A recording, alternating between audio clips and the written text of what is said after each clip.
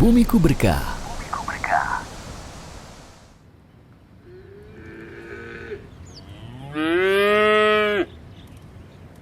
Pernah kita kedatangan seorang teman yang tiba-tiba nelpon Ana bilang, "Pak, saya bawa pembeli, harganya sekian ya," gitu. Terus Ana bilang, "Pak, maaf ya, Bapak nggak boleh menjual barang yang saya belum izinkan," gitu.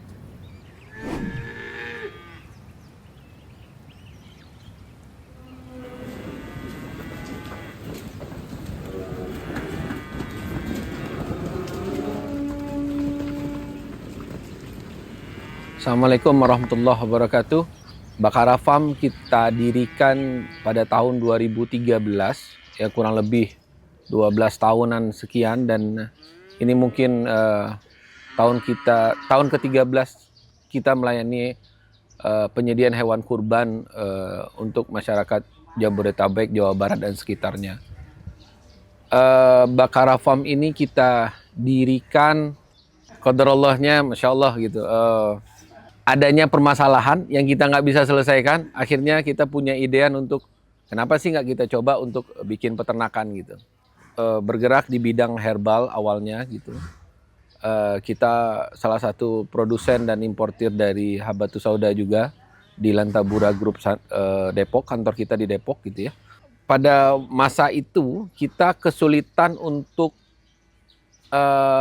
membuang atau ampas dari Habatus Sauda. Kita datangkan biji Habatus Saudanya ke Indonesia, kita proses, kita ekstraksi, kita ambil minyaknya. Nah, ampasnya ini masalah nih ketika untuk dibuang gitu. Kita buang ke lahan, ternyata dia muncul asap dan banyak permasalahan lingkungan yang terjadi gitu. Kita bekerja sama dengan Pemkot Depok, mereka arahkan kita coba deh dieksplor apakah ini bisa dimanfaatkan atau tidak. Nah, ada satu orang peternak kambing atau domba gitu ya, mereka yang rutin nyoba untuk beli ampas Habatus Sauda itu ke kita gitu. Nah, beride dari sana, kenapa sih nggak kita coba aja untuk kita berikan ke hewan ternak untuk si ampas Habatus Saudanya. Nah, itulah cikal bakal adanya Bakara Farm ini gitu. Nah, alhamdulillahnya sampai hari ini ampas Habatus Sauda itu masih jadi bahan pakan, salah satu bahan pakan untuk pembuatan konsentrat di kandang kami gitu. Dalam 2013 sampai sekarang ini, Masya Allah banyak banget ilmu terkait dengan hewan ternak ini yang kita harus belajar gitu, kita harus adaptasi baik dari sisi muamalahnya, baik dari sisi pemeliharaannya, baik dari sisi terutama dari sisi bisnisnya juga gitu. Alhamdulillahnya Allah tetapkan kita di sini, kita dikelilingi kebun nanas, kita dikelilingi kebun teh, sehingga baunya ini nggak sampai ke warga gitu. Ya mungkin sekali dua kali lah gitu ya, kalau ada angin baru ke bawah. Jadi kita ada di Green Belt, ya alhamdulillah gitu. Jadi ini juga merupakan kawasan peternakan dari Pemda Subang gitu, Pemkap Subang, sehingga kita pas bertempat di sini gitu. Dari 2013 itu kita udah mulai untuk melayani hewan kurban untuk dikirim ke Jakarta gitu. Tadinya kita hanya jualan sapi Jawa, sapi kayak simental limosin. Nah, terkait dengan kebutuhan market, akhirnya kita mencoba untuk bawa sapi tersebut dari NTT, NTB ke Jakarta. Kami berkeinginan, punya visi dan misi bahwa kita pengen menyediakan hewan ternak, potong, dan kurban yang baik gitu. Jadi dan mengutamakan prinsip-prinsip kehewanan dan muamalahnya, insya Allah kita pengen menjalani syariat yang ada.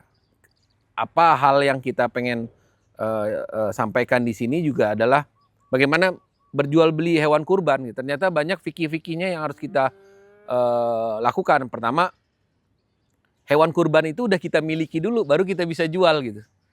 Banyak dari mohon maaf gitu, masyarakat kita yang ya sapinya tahu di mana, masih di mana, udah dijual gitu. Padahal ini ada kaidahnya gimana kita mau jual beli hewan kurban itu gitu. Nah, alhamdulillah kami di sini kita miliki dulu hewannya, kita pelihara dulu, baru kita tawarkan ke calon pekurban gitu.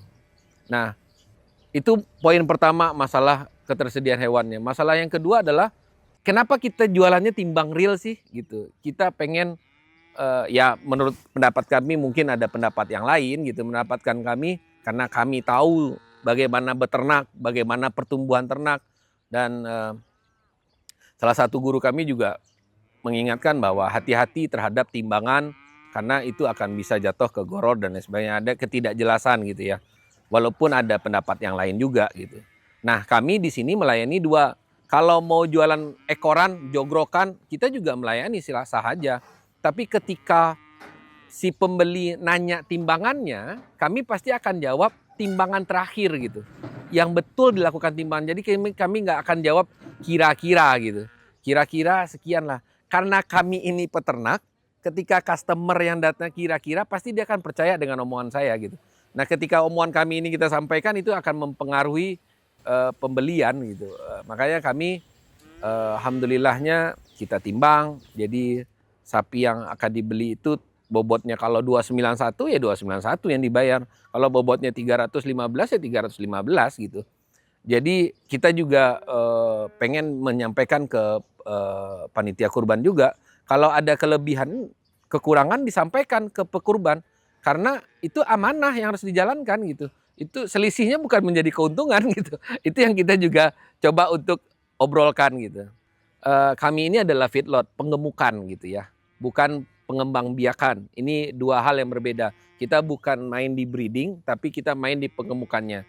Pengemukan ini rata-rata 90 sampai 120 hari tergantung dengan jenis sapinya. Nah, kebetulan di sini kami juga selaku importir sapi dari Australia.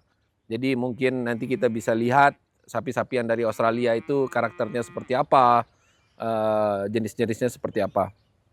Nah, untuk yang kurban, kami membawa hewan-hewan dari daerah lokal kita, dari Indonesia, dari NTT, NTB, dari Bali, dari Jawa gitu.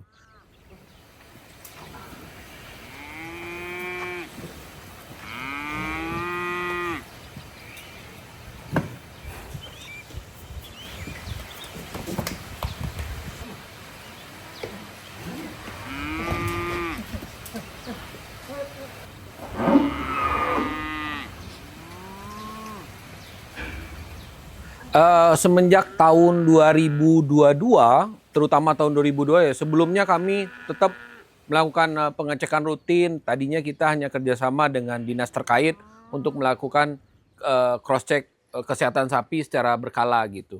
Sebelum tahun 2022, Indonesia masih bebas penyakit mulut kuku dan Indonesia masih bebas penyakit LSD, lambskin disease gitu.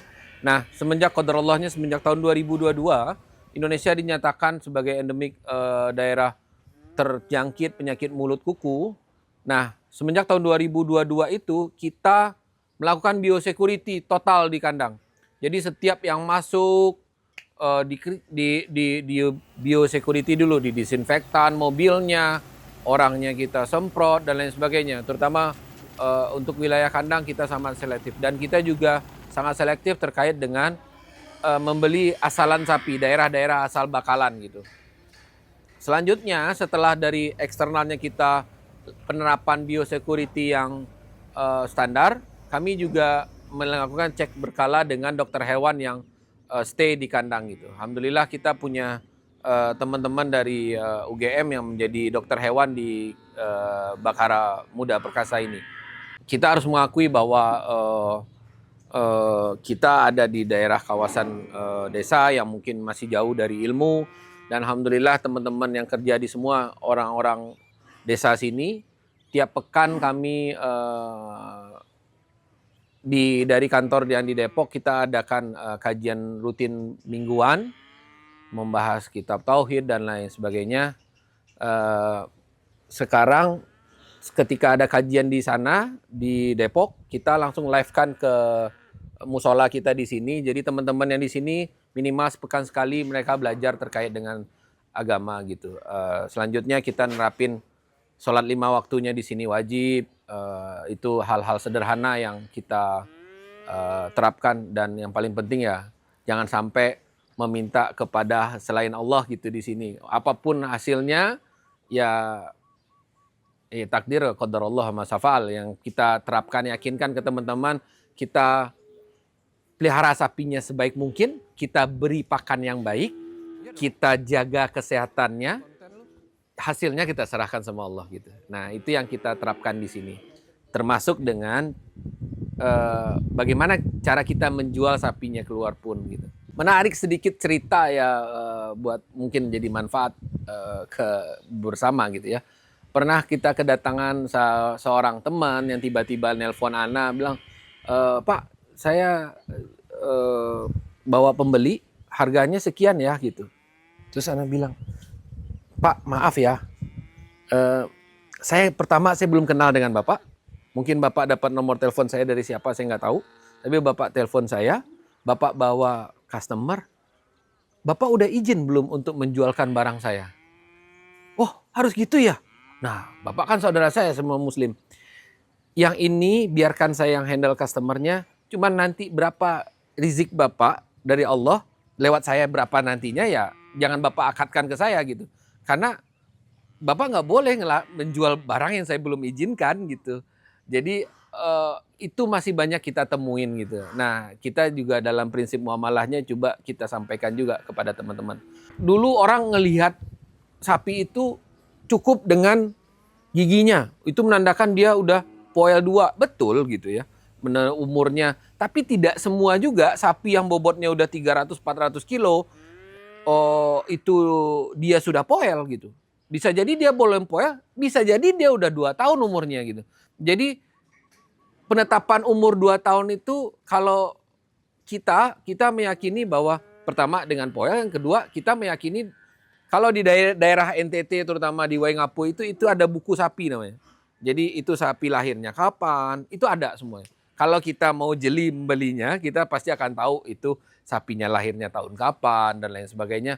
Karena di setiap daerah Pemda terkait itu juga mereka sebenarnya udah menerapkan. Cuman terkadang kita pembeli abai terhadap hal itu. Sehingga kita juga, oh ini udah 2 tahun.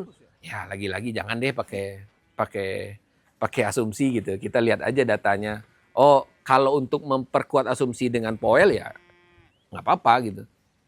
Bahkan ada yang pernah Ana sampai langsung nanya sama Ustadz, kasus sapi buntutnya potong. Itu terjadi kan. Kadang buntutnya patah gitu. Tapi tidak menjijikkan gitu. Tidak luka yang menjijikkan. Ya kalau mungkin nilai kesempurnaannya berbeda, wallahu alam. Cuman syarat sah atau tidaknya untuk dijadikan hewan kurban, Ustadz sampaikan ke kita ya sah aja gitu. Menurut para panitia kurban, wah itu enggak sah dijadikan kurban. Kalau untuk sah atau tidaknya udah ada kriterianya. Sempurna atau tidaknya wallahu alam, itu penilaian masing-masing sudah gitu. Agama kita mudah, nggak susah kok. Banyak kejadian yang kita temuin terkait dengan penerapan syariah dalam muamalah hewan kurban, dalam pemeliharaan hewan, gitu, dalam orang yang bekerja atas hewan tersebut, gitu. Jadi ya menarik sih sebenarnya bisnis peternakan ini, apalagi peternakan itu daging ini kita Indonesia ini masih kekurangan untuk makan daging gitu. Jadi makanya sekarang ada program pemerintah makan siang gratis, di situ ada protein yang harus dijaga untuk si anak-anak sekolah kita. Itu betul bahwa kita ini kekurangan makan zat besi gitu, makan daging gitu. Jadi ya menarik masih untuk bisnisnya gitu. Ya semenjak adanya wabah yang menjangkit ke Indonesia, cuman kan kita tetap harus ikhtiar ya. Kita ikhtiar dengan kita melakukan penerapan biosecurity yang ketat. Jadi setiap apapun aktivitas keluar masuk, kita pasti lakukan disinfektan. Yang disinfektannya ya food grade pastinya. Karena itu terkoordinasi langsung dengan Dinas Kesehatan di Subang, Pemda Subang gitu. Dan hewan-hewan yang keluar di sini pun memenuhi aturan dari pemerintah terkait gitu. Terkait dengan surat kesehatan hewan, random check dan lain sebagainya. Bahkan sekarang udah ada PCR dan lain sebagainya gitu. Karena adanya penyakit mulut kuku gitu. Nah, Untuk teman-teman yang dikerja di sini, kami juga melakukan hal yang sama. Ketika mereka datang, mereka harus steril, mereka didisinfektan, mereka sebisa mungkin tidak keluar masuk dengan gampang, dan mereka wajib memelihara hewan itu dengan hati gitu. Karena ini makhluk hidup ya, ciptaan Allah gitu, yang mereka ya karena kita ngikat mereka, si pekerja yang di sini wajib menyediakan makannya. Karena kita sudah berani mengikat dia, masukin dia ke kandang gitu. Mau nggak mau kita harus menyediakan. Ini nggak boleh kekurangan minum, kekurangan air itu nggak boleh. Kekurangan pakan nggak boleh, kekurangan jerami nggak boleh. Nah itu komitmen dari kami di sini gitu. Jadi insya Allah kita ikhtiar dengan baik, ya hasilnya kita serahkan sama Allah Azza wa Jalla.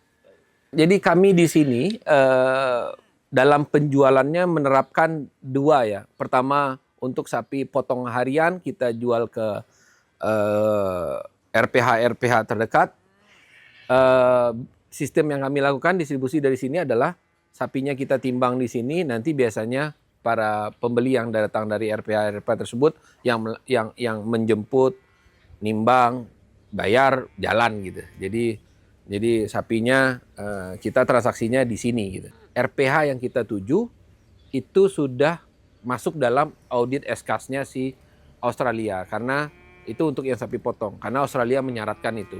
Nah kalau untuk sapi yang lokal, kita jualnya kalau sekarang momen kurban kita jualnya direct to customer banyaknya. Nah makin ke sini kami juga udah mulai edukasinya mudah-mudahan makin baik gitu ya, sehingga banyak yang customer yang direct to ke sini. Tapi bukan customernya yang biasa beli ke lapak ya, mereka yang tahu dari medsos, mereka yang tahu dari informasi dari mulut ke mulut. Bahkan banyak yang kami temukan customer kami yang dari Karawang, dari Depok, itu membeli hewan via telepon aja. Karena zaman sekarang udah canggih, udah bisa video call, udah bisa ada bukti video open kamera, jadi kelihatan semua udah. Jadi beli hewan kurban itu udah nggak sulit gitu. Jadi nggak harus ke lapak, telepon aja Bakara Farm, udah mau sapi yang mana, jelas udah gitu. Oh ragu, kami punya double security. Pertama ada eartag untuk penandaan sapinya. Kalau ragu dengan eartag, kami pasangin RFID. Nanti bisa kita lihat RFID yang ada di telinga sapi warna kuning kecil, itu untuk menjamin bahwa sapinya nggak akan ketukar gitu. Jadi yang udah dipilih, tunggu tanggal timbangnya, bayar, udah tunggu sapinya sampai datang. Dan kami ngegaransi insya Allah kalau ada apa-apa selama perjalanan, insya Allah itu akan menjadi tanggungan kami, masih menjadi tanggungan kami. Jadi kami akan ganti sapinya gitu.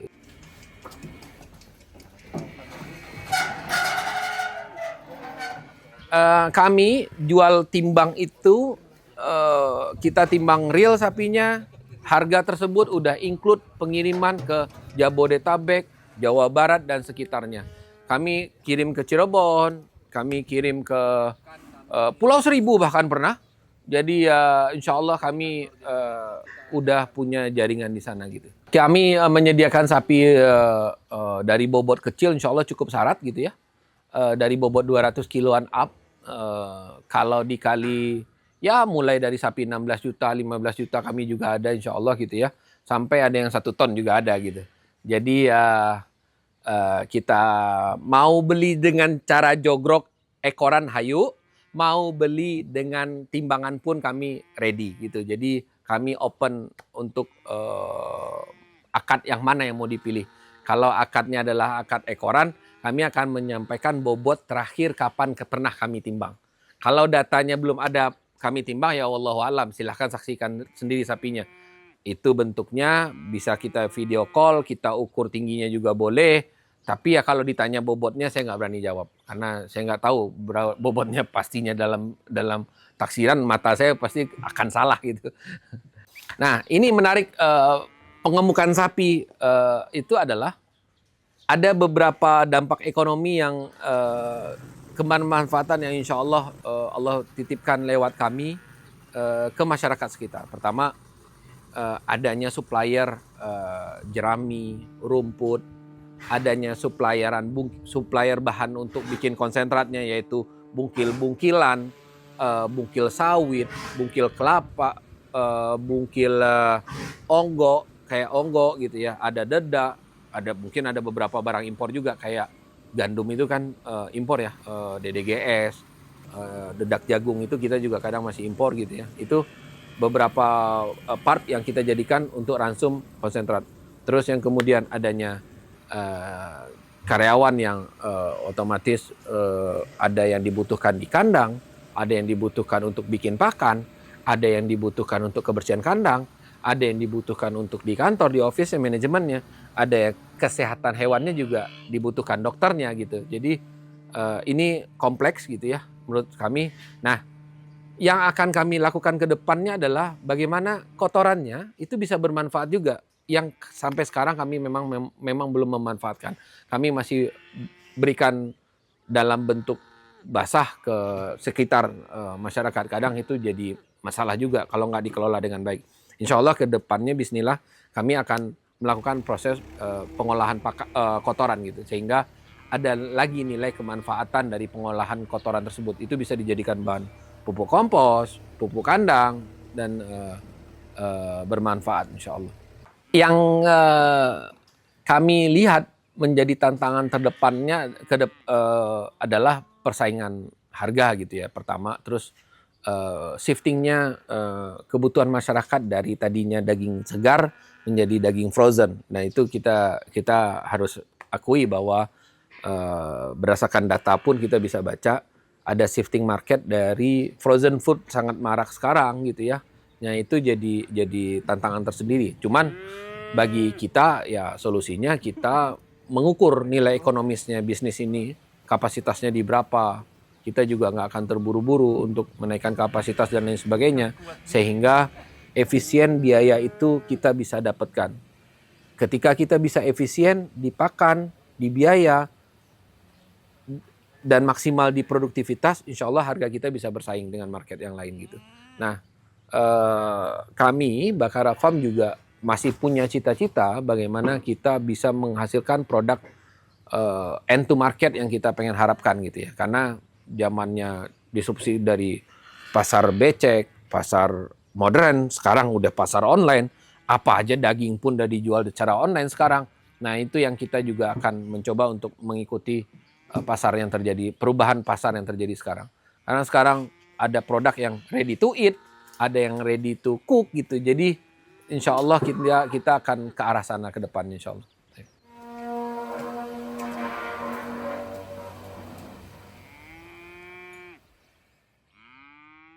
أولم يروا أنا خلقنا لهم مما عملت أيدينا أنعاما فهم لها مالكون.